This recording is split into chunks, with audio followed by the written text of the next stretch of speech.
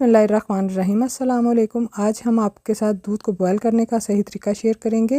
दूध अक्सर जो है वो घरों में थैलियों की इस तरह से थैलियों में आता है।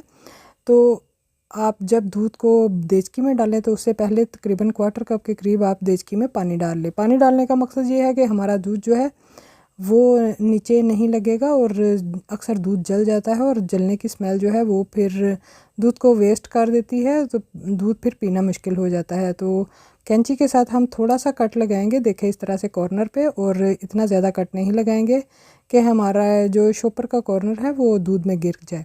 तो दूध को हम इस तरह से जो है वो देचकी में डाल लेंगे। और आप नॉन स्टिक या सिल्वर की जो देचकी हैं वो यूज़ ना किया करें दूध के लिए। दूध के लिए हमेशा कोशिश करें कि स्टील की देचकी यूज़ करें, लेकिन स्टील की देचकी में जो है वो दूध लगने का ज़्यादा खदशा होता है। तो उसमें इस तरह से आप पानी डालकर फिर बॉयल करें तो कभी भी आपका दूध नहीं जलेगा और दूध